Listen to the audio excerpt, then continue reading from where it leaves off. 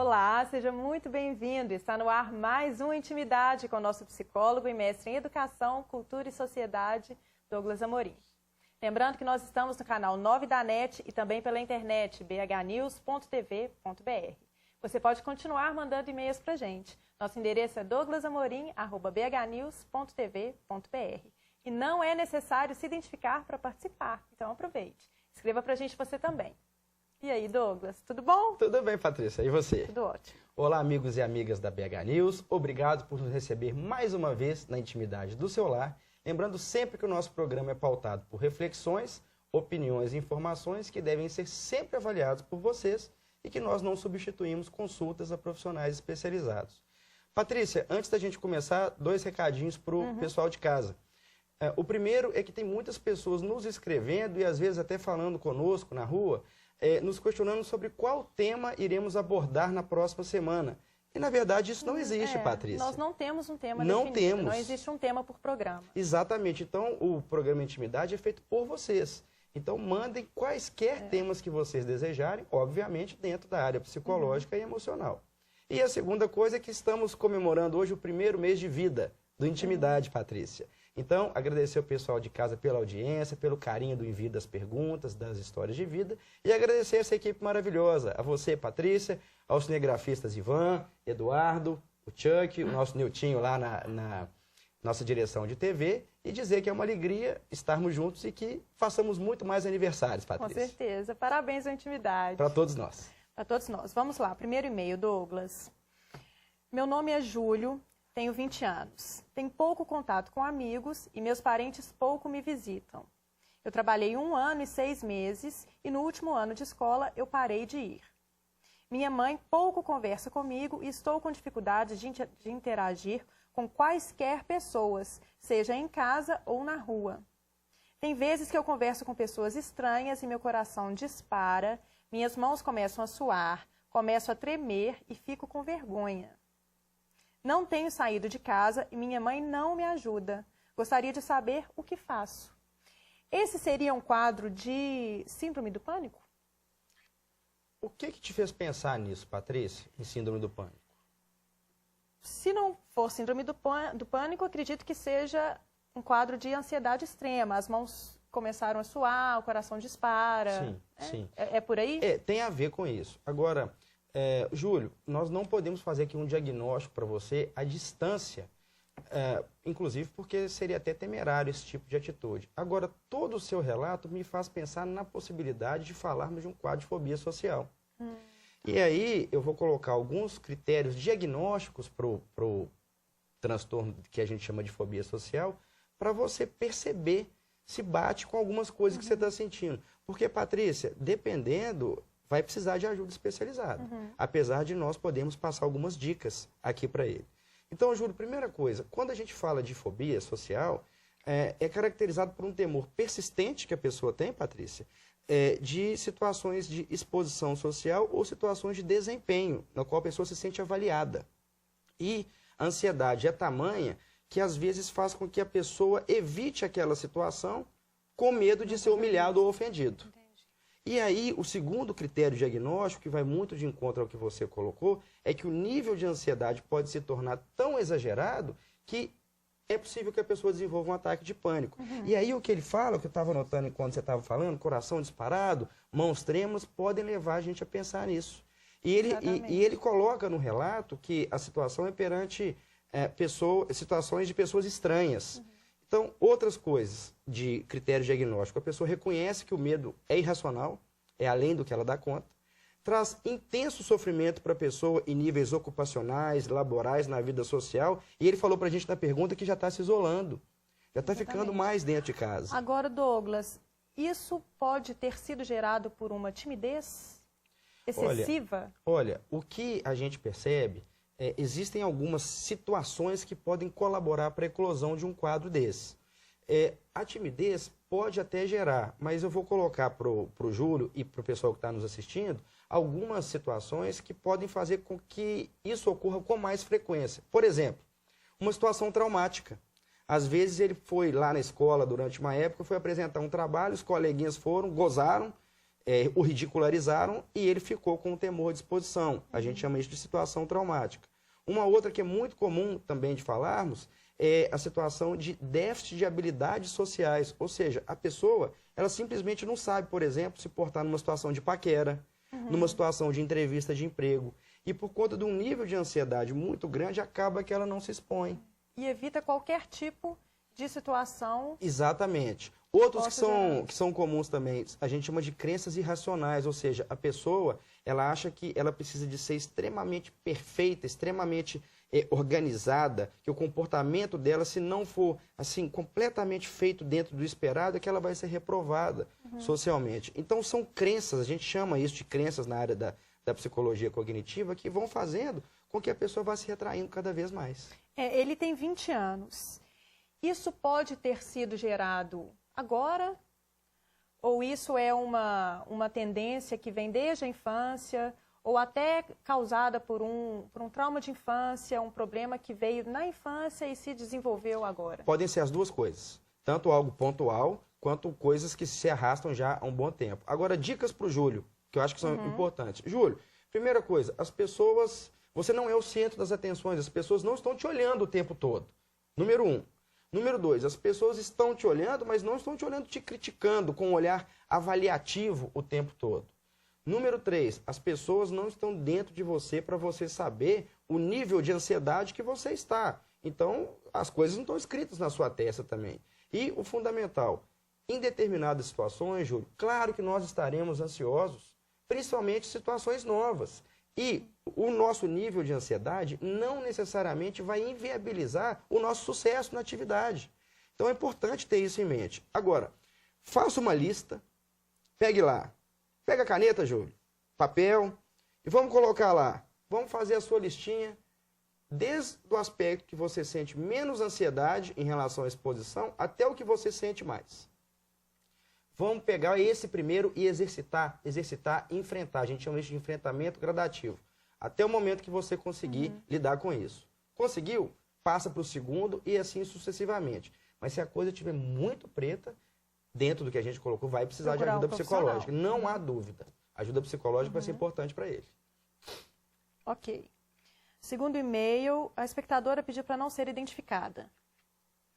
Prezado Douglas, gostaria de saber a sua opinião profissional sobre sites de relacionamentos. Há 3 anos venho tentando encontrar um namorado com a ajuda da internet. Me cadastrei em vários sites pagos e minha busca não resultou em nenhum relacionamento duradouro ou satisfatório. O engraçado é que antes de ter um encontro real, converso muito por MSN e por telefone, e a pessoa me parece compatível e amável. Contudo, no dia do encontro, o cenário muda completamente. A pessoa é o oposto do que mostrava ser. Nunca descartei nenhum pretendente de cara, pois penso que o primeiro encontro pode ser decisivo. Entretanto, quando ia conhecendo melhor a pessoa, crescia a certeza de que não daria certo para mim. Queria saber como utilizar melhor a internet para encontrar um relacionamento satisfatório e evitar encontros com pessoas que não são compatíveis com meu perfil. Questão super atual, não é, Patrícia? Super. Pessoas Cada se dia conhecendo mais. por internet. Ela não se identificou, né? Não se identificou. Tá. Existem muitos sites de relacionamentos, é importante falar. Muitos. Porque, assim, muitos. E, Patrícia, interessante que há poucos anos, eu vi até alguns pacientes falando sobre isso comigo, quando começaram a tentar conhecer pessoas por sala de bate-papo ou por site de relacionamento, falando que aquilo era coisa de fim de carreira, de gente fracassada, de gente carente, etc. Gente, eu não vejo assim. A minha opinião é que todas as vezes que temos a tecnologia ao nosso dispor, ela precisa ser utilizada de uma forma adequada. Então, eu considero, Patrícia, conhecer pessoas pela internet apenas mais uma das possibilidades. Né? Eu não coloco isso numa situação de desmerecimento da pessoa, não. Agora eu acho que precisava saber, assim, que tipo de site de relacionamento? São redes sociais? Uma rede social é o mais comum. Ou um site específico de namoro. A pergunta dela me pareceu mais específico para namoro. Mas mesmo assim, vamos pensar aqui uma coisa junto. Ela falou que toma alguns cuidados. Então você disse que depois que conversa com a pessoa, conversa por MSN, depois você conversa por telefone. Achei uma coisa muito razoável que você colocou, que lá no primeiro encontro você não tira uma conclusão por esse primeiro encontro. Então, isso demonstra uma não impulsividade da sua parte. Então, acho que você está fazendo certinho. Agora, o que acontece? Patrícia, nenhum de nós vai chegar para o outro e vai mostrar logo de cara o que tem de feio. Então, isso faz parte do mecanismo da conquista, da sedução. Dentro da internet ou fora dela? Ou fora da internet, que é onde eu quero me ater. Então, assim, é como se fosse o pavão. O pavão vai e abre aquela cauda maravilhosa para mostrar o que ele tem de melhor. Então, a única diferença que eu estou vendo do virtual para o real é que aconteceu mais rápido. Por quê? Porque, frequentemente, a gente pode conhecer uma pessoa, achar, se encantar por ela, sem ter conhecido pela internet, e lá no quarto, quinto encontro se decepcionar. Só que no mundo da internet tudo é muito instantâneo, tudo é muito rápido. Então, o que eu gostaria de te orientar é para não encerrar a sua busca. A coisa atualmente eu vejo como tentativa e erro mesmo, até encontrar uma pessoa que seja compatível com as suas ideias, com seus planos, com o que você esteja buscando e tocar seu barco para frente. Para mim, os cuidados que você está falando que já vem tomando são cuidados absolutamente coerentes. E eu não te sugeriria outra coisa, apenas mais paciência na busca. Douglas, existem sinais que podem ser emitidos para a pessoa de um lado e nós do outro lado podemos avaliar e entender esses sinais de que a pessoa ali já mostra que não é o perfil, que não vale nem o primeiro encontro? Ô, Patrícia, existe, sabe? Tem pessoas que vão ser muito diretas, por exemplo, estou procurando só sexo. Tá, se você também estiver procurando só sexo, de repente dá certo. Agora, às vezes a pessoa fala assim, sou casado, estou procurando uma aventura. Mas também tem pessoas que vão ter uma habilidade extrema de ludibriar isso e no primeiro encontro a coisa desandar. É possível. Então, eu acho que fazer esse tipo de avaliação não dá para a gente ter uma certeza plena, porque nem na vida real também dá. Às vezes a gente tem notícias de pessoas que vão e acabam conhecendo uma outra, e depois de 6 meses, um ano, descobre que a pessoa é casada. Gente, tem pessoas que ficam casadas anos e terminam o casamento falando, a gente não conhece ninguém. Né? Eu costumo dizer, Patrícia, até para a gente, acho que arrematar essa pergunta por conta do nosso tempo, gente, é difícil de nós conhecermos até nós mesmos. O que dirá, temos certeza do comportamento do outro. Sem dúvida. Certeza a gente não tem de praticamente nada, né, Douglas? Exatamente, Patrícia. Então, nosso primeiro bloco está acabando. Você continue mandando e-mail para a gente, douglasamorim@bhnews.tv.br. A gente fica por aqui e espera você no próximo bloco. Até lá.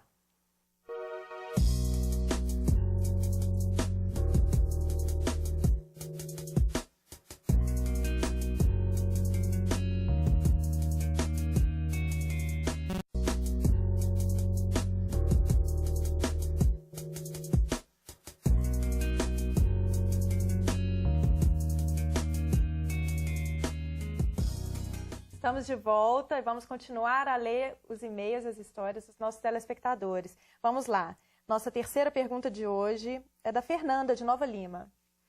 Ela diz assim: Olá, Douglas, me considero uma pessoa muito sistemática, detalhista e controladora. Sofro muito quando algo inesperado acontece. Tenho muito medo de coisas novas, medo de tudo que é desconhecido. Por isso, não arrisco. Tem como melhorar isso? Fernanda, sistemática, controladora, detalhista. Olha, diferente do que muitas pessoas falariam para você, eu não acho isso ruim, não. Eu não acho, não. Depende de onde e como você estiver usando. Não pode ser exagerado. Não, de jeito nenhum. Imagina que você quer montar uma empresa, por exemplo. Você tem o desejo de montar uma empresa. Você tem que saber quanto dinheiro você tem, se vai ser prestação de serviços, se vai ser venda de produto, seu público-alvo. Você tem que ter uma certa quantidade de controle e de detalhe nisso. Estaremos falando de planejamento. Sem isso, seu negócio vai por água abaixo. Agora, se você quiser controlar tudo para ter certeza que seu negócio vai ser bem sucedido e que em X tempo já vai ter aquele lucro que você deseja, aí a gente já começa a ter problema, porque você não vai conseguir controlar. Porque tem coisas que não são passíveis. Então, esse excesso de controle e de sistemas é típico de pessoas que costumam não ter uma autoestima muito boa, porque acaba não se sentindo capaz de partir para novas situações. O problema é que o medo, ele é uma barreira. Sim. Ele trava a vida da pessoa. Sim, mas aí, Patrícia, que tem uma coisa muito interessante. As pessoas, às vezes, chegam lá no consultório e falam assim, Douglas, eu quero parar de ter medo disso. Gente, peraí.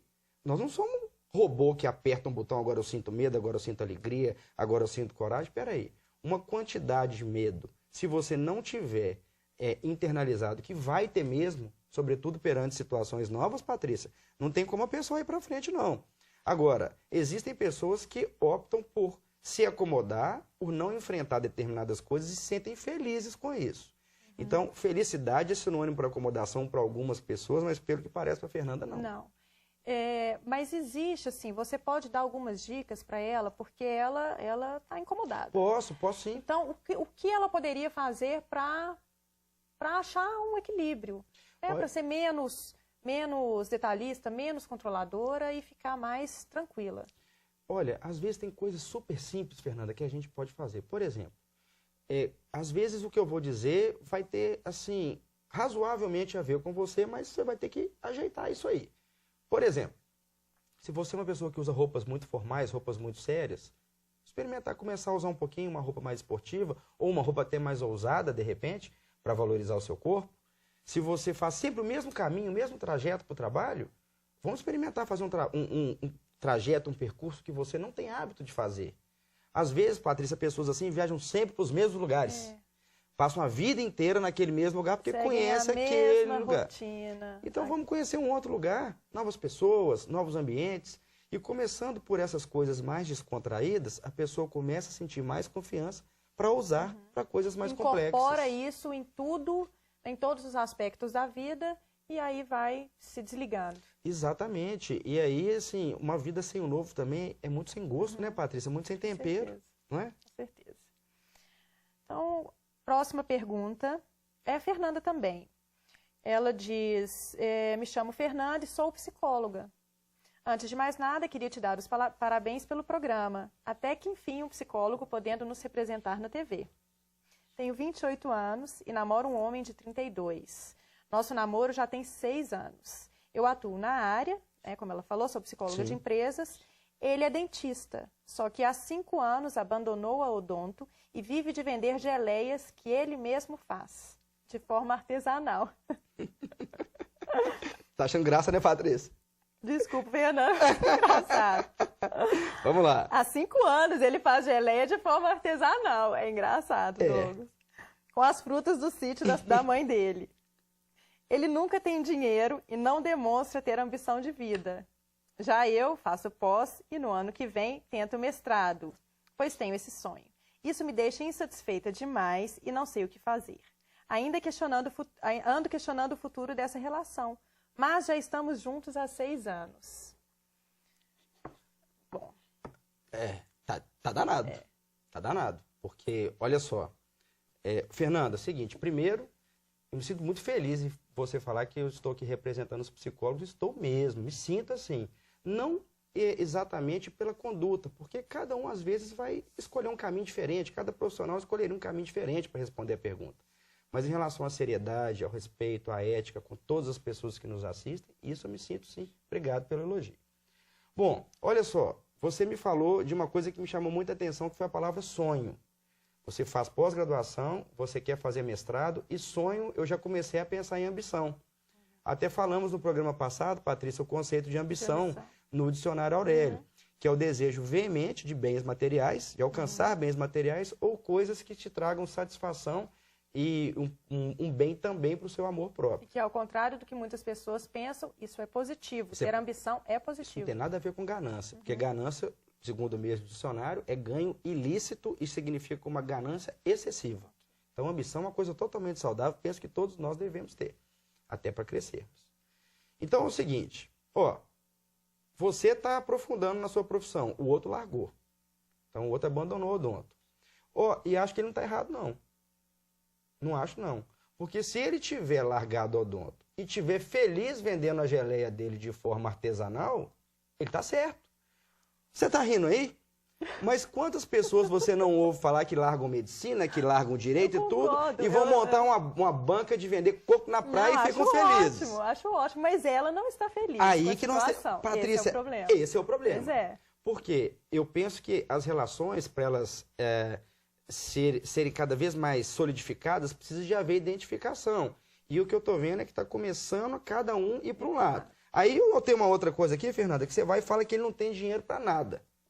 Aí é duro, porque como é que faz? Você deve estar querendo viajar e às vezes ele não viaja, e aí você quer jantar fora, e aí como é que vai fazer? Ou você paga a conta para ele, ou então você deixa de ir porque ele não tem? A questão é essa, porque ele pode estar feliz vendendo a geleia dele, muito digno.